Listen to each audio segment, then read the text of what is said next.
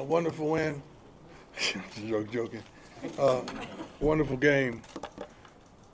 Played our hearts out. I just addressed the team and told them that I love each and every one of them, and coaches included, because they were resilient. They did not give up when they had a multiple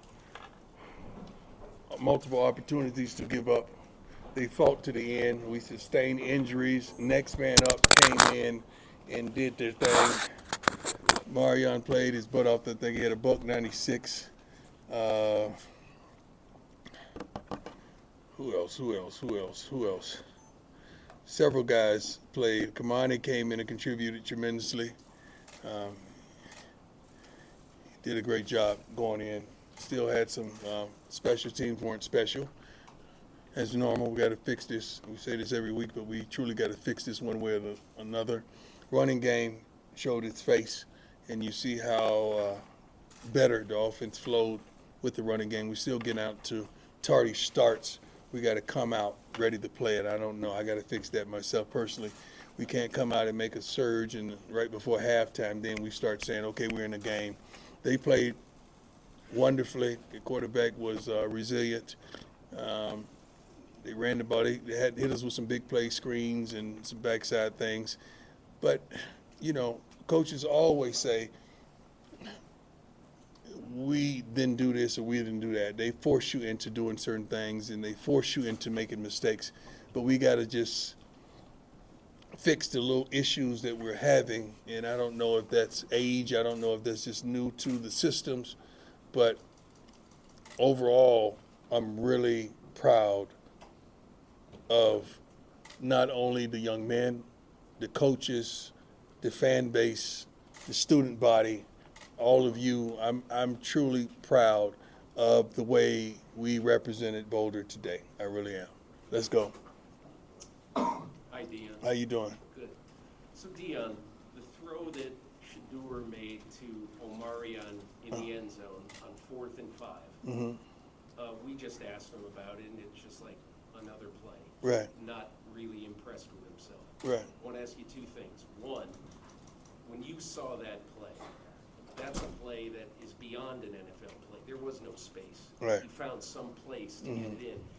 Where does that part of him come from? And do you remember any moments when you were raising him that he started to show that kind of acumen on the field? Well, his nickname in my phone, and most of you know this follows us, is Grown. He's very mature. What? Grown, Grown. He's very mature for his age. He's very confident. He don't flinch. He never gets flustered. He's a most sacked quarterback in college football, and you can tell with the way he carry himself. He's just a kid that we all knew, and a multitude of our fans know, and some of you wonderful and brilliant writers know, that if we would have got that ball last, we were going to go down and score. We knew that. We know that. Everybody in here knows that. His teammates knew that. And that's just what he brings to the table. He's unflappable. And he's very wise and understanding on the whys and the because in what he sees out there on the field. He thinks a multitude of things through, but he's a dynamic athlete and a dynamic young man. I'm proud to be his father and his coach. Yes. Coach Prime, I heard an echo from Shador, accountability. Yes. Athlete, I understand that. Yes. And that is a true championship mind. And congratulations on Amari. Performance was incredible. In the locker room, is that echo among everyone, holding themselves accountable? Well, not early on, no, not whatsoever. You got to understand that you can only hold people accountable when you're doing your job. You can't go around here holding everybody accountable when you're not doing your job. So the more that these young men do their jobs and do it like the expectation that we have of them, then they can hold others accountable. But they're tremendous reluctant. There's only a few guys on this team that consistently you know what you're going to get week in and week out, as well as practice. So once that continues, I didn't think we was going to get that from Mario. I ain't seen that yet. No, I mean, he hadn't practiced well. That's why he hadn't played. but he was forced into action, and he showed up and showed out, and we celebrated him after the game because of how he stepped up. And now I'm pretty certain that his confidence is going to soar through the roof. So now we could really call set plays for him and really depend on him a lot more, because when he could take the pressure off Xavier and Jimmy, that and in the running game as well, that's tremendous. But I'm proud of him. Yes, sir. Coach Prime, even in Jackson State, sometimes your teams got off to a slow start. Jackson State, where we get Jackson State from and all this going on there? All this going on, where we get that? But when you all flip the switch, it's almost like a completely different team. Even True. Today. True. How do you all get that at the beginning of the game so that you can have That's game planning, that's scripting, that's going out there understanding what's at hand, and we don't need to get warmed up to do this. We got to come out smoking and ready to go. Like when we come out the locker room, we're ready. In between the kickoff and the first series and the second series, that's when we have a little lackadaisical type of effort, but that's going to have to come from the coaching staff as well as the OCs and the DCs to make sure they put us in the right situation so that we're ready to go and understand the personnel that you have out there on the field, and making sure we could call certain things that they can fulfill, so to speak. Great question. Next question's right here. Yes, sir. Ariel. Yes. So you talked about how you were really proud of this resilient team. I don't know whether or not you believe in moral victories. Your son I don't. Your son doesn't. I don't. No, Yeah. I don't. He said he doesn't either. No. But is this, at least the second half team, is that the team that you imagined you would have when you stepped foot on this field? No. The team I imagine would play 4 solid quarters and be really physical and really tough and definitive and just make our mark and leave an impression on not only the opposing team but the coaching staff as well as our fan base. That's what we want to do. We yet to have an identity. I challenged them all week on what's our identity. I don't know who we are. From week to week, I don't know what we're going to do. From practice to practice, I do. But we got to translate that into the games. So we're still searching for our true identity. Was that close to an identity? Was that second half performance, was that close to an identity? we gave up points. We're still giving up points. We got to stop giving up those type of points and spotting teams. You don't want to do that. We're too vulnerable. But in saying that is no excuses whatsoever. But 3 starters short in the secondary. With tremendous. Our backup right tackle came and did a phenomenal job as well. When Savion went out, and we were praying for the big fella because he was in tears and he wanted to fight and keep it going. But I'm like, hey man, we need you for the long haul, and we're praying for Savion as well. Coach Prime, Joe Rico, Mile Sports Radio, the final word. I thought with the transfer portal, that's all I heard in the offseason, but it was nice to see the freshman class come through with some really big plays throughout the game, not only the receiver, but Cormani. I've been up here for practice waiting for him. It was really nice to see him show out. Can you talk a little bit about that? Because that's got to be a feather in your cap, him taking the field and playing so well. No, I don't. We don't feather for him to take the field and play. He's supposed to take the darn field and play. We want him to be that dude. So no, we don't give feathers whatsoever. We have an expectation of what they should be doing and accomplishing. So, but those 2 young men today, what they did, they stepped out and kind of separated themselves from their yesterday. Their yesterday was terrible, but today they came out and established themselves. We just want them to build on it, because now we will establish an expectation of the expectation that we already had for them. I'm proud of them, and with their success as well, you see young guys. I just saw a couple recruits in. They can't wait to get here in the spring and get going. I mean, so that entices them to make sure they get their schoolwork so they could graduate early so they could get here and get going. So that's the win as well. Yes, sir. Ryan Howell with the Daily Camera. Obviously, when you took it last week's game and then the first half of this week, like things were starting to fall off the rails a little bit. The way you guys finished, I know it's a loss. Is that important for you guys and this team to finish the way you did? Well, it's always important to finish strong. I'm sorry for cutting you off. I'm ready to go. Not home, but ready to go with it. It's always important to finish strong in whatever you endeavor to do. Why would you start if you don't want to finish right? And I've always prided myself on finishing strong, not only as a player but as a coach as well. in building our team in that aspect. We're well conditioned. We're in shape. It's not like we tire down the stretch, because usually when people tire, they start losing the thought process of, and they start blowing coverages, missing assignments, offsides. And I think we did a good job in penalties. That's one thing we harp on: penalties, time possession. We won time possession today, but give me that stat on penalties. Where were we penalized? Yeah. 7 for 60. 7 for 60. What were they? 5 for 37. That can't be true. How can you only have 5 penalties? Boy, they had a couple double penalties one time. We should have took both of them. That would have helped them. Yeah. That and the pass interference on the sideline was really. Officials like, is anything can I help you with? I said, yeah, that pass interference on the sideline. You can help me with that. That was a big call. That was a big call, but they did a great job. Coach, Yes. your boss, 24/7 Sports. Yes, sir. A lot of Henderson today. Why was he standing out? He ran the ball hard. He ran good. He's been consistent every game. We try to let everyone touch it to see, how are they going. I think we had maybe 4 or 5 tailbacks that had opportunity to touch the ball today. That's a good thing, because all of them want to play, because all of them deserve to play, because they're really, really good. But Henderson stood out. He hit it. And, he had a couple one-on-ones in the secondary. I wish he would have shook him and got out of there. But you want to just push pause right there and just throw Dylan in there and see if Dylan can wiggle out of it. But Hank is resilient, man. He's been doing a good job. All these guys came, try to come in and force him out, and he wouldn't relinquish his position. So I'm proud of him as well as a man. Yes, sir. Coach, you talked about how everyone believed that if Shadur got the ball there late Yes. and the offense got the ball late, you guys were going to go down and score. I don't know if everyone would have believed that would have been the case in the second quarter. So what does a finish like you guys had do for this team's belief moving forward? It's tremendous belief-wise, but we got to believe no matter what. It can't be just because it's a quarter or the second half.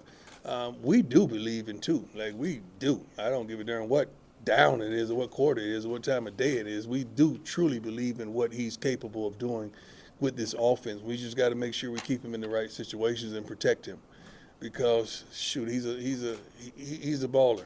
He's a now player. He's a today player that young men want to play with. Receivers are calling from all around the country, want to play with him as well. So they're encouraging him not to look down the street too far, like we all are encouraging him, because we understand what's coming. If you can't see what's coming with CU football, you've lost your mind. You just a flat-out hater if you can't see what's going on and what's going to transpire over the next several months. Something's wrong with you. Yes, sir. Coach, it could have been so easy for this team to feel sorry for themselves. Yes, sir. Feel folded, down 34-7, especially after what happened last week. What do you take away in terms of that light bulb moment that went off for them? And Well, we challenged them tremendously at halftime to, everybody say they want the light until they get in the light. Now, when you get in the light, the thing about the light, it echoes your blemishes. So we challenged them to come out here and, I ain't got time to be trying to fire you up and give you the most dynamic speech that I could craft, intellectually, and use some true words that I have to look up in my vocabulary. And the thesaurus, how to say that word, Pastor?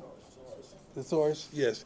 I ain't got time for that today. I just wanted to come out there. I want them to lift me up, motivate me, encourage me. Not that I needed it, but I wanted to flip the script on them, because I knew what they had in them. All they had to do is believe. And regardless of the color of the uniforms on the opposing team, they just have to believe. And that's something that they're doing week in and week out. It's growing. You touched on recruits. We came from Michigan. Bryce Underwood, Adrian Walker were here last week. We had 3 other athletes from Michigan: Cass Tech, West Bloomfield, and I can't think of it. River Rouge. What's going on in Michigan that you got to come grab on? Yeah, I guess you guys are raising dogs. Hey. Yeah, if you're raising dogs, I ain't hard to find. All right. Raising cats, I am. Hey, you know it. Yeah. Hi, Coach. How you doing? Good, how are you? Excellent. CU Sports Report. What did you think of Cormani McLean's performance today? From the naked eye, I think he played well. I'm going to have to watch the film to make sure, it is what it is. So it's hard. It's hard to say now. Then you go in and watch the film and you don't know. So I want to really reserve that to watching the film. But I'm proud of him for just even stepping up to the challenge to get his butt in there and make a difference. I'm proud of him. I really am. Do you think he's been applying what you've been saying to him? You'd be a fool not to, because you're not gonna play if you don't. You're gonna sit right over there, probably where you sitting at, and watch. But I'm proud of the kid. I'm not gonna change, so somebody's gonna have to. Yes, sir. Hi, Coach. Go right over here. Okay. Hi, Coach Barnes. How you doing? Valerie Warlock from the Los Angeles Sentinel. Outside of the state of Colorado, you have thousands of people who have embraced your mission here, the team here. Is the team aware of that? And what are your thoughts about all of the love you're receiving? I don't know if it's all love. I don't think it's all love. You haven't checked the responses for the coaches that we participate against. But we're excited, truly, with the attention that's warranted to this wonderful, beautiful university. I'm excited and elated to be the coach here. I'm excited to really talk about the wonderful attributes that we possess. The young men, they don't see it because they're in it. You know, oftentimes we could step a foot out of it and we see it from another viewpoint and an vantage point, but they don't see it, and they're so young. I didn't see it either when I was in college or early in my pro career. But I am happy and thankful that we are a voice of hope, of just desire and want. I think that's the thing that's touching souls around the country, that, you know, that down and out person that no one believes in, that person that no one desires, that person that stepped over and stepped by and stepped through and stepped past, that we represent that person, because no one wants to see what we're doing. They don't want to see us accomplish what we're doing. And I said, and I will reiterate this, you got to be crazy if you can't see the direction that we're headed. And I'm so happy and thankful to be the head coach of this wonderful university. Thank you. Coach, Dennis Dodds from CBS Sports. Yes, sir. We all know how good Caleb Williams is. If he doesn't play that way at that level today, do they win? I don't know. The kid always plays that way. No, I haven't seen him play badly. I mean, I think, you know, he had some throws that I'm sure he would have wanted back, but that kid is a flat-out baller, man. He is a difference maker. He makes them better. His thought process, even just directing traffic and putting them in the right play calls in the right situation, he does a wonderful job of checking off and just changing things and getting the ball out of his hands. It was a pleasure for me to play against them and their head coach. I mean, that was fun. That was fun for me. That really was. Probably didn't look like it from probably the shots they probably showed. I don't know what they showed, but that was fun. That was fun. All right, thanks, Coach. We good? Excuse me? That throw, sorry, that throw was fascinating. Excuse me? The throw, Shadur. Oh, the throw. I thought you said dead roll. I was like, No, Shadur go. That throw was fascinating. We see this, and as fans, we're like, wow, that's incredible. You don't see throws like that. And you and Shadur seem to think, feel like it's normal. Is there anything he does that makes you, impresses you or kind of wows you or throws you off? no, I'm his dad. Like, I have an expectation for him, and I've been seeing this, and he's been built and reared for this his whole life. I mean, you didn't believe it. I believe, everybody from the previous locations that we played. I mean, the kid has always won. He's always been dominant. He's always been smart and intelligent and concise. He's always been a competitor. He's always lifted the level of competition, and he's always given us a chance to succeed in every level. So I could go on and on, but I don't want to sound like the dad, but I'm just really speaking to you as the coach. I tried my best not to speak to you as the father, but the kid can flat out play. I know a lot of people doubted him and said I just thrusted him into the starting position, what they call it, nepotism or whatever. All of you should just look in the mirror and slap whatever you see. I'm in on that. You got there late, huh?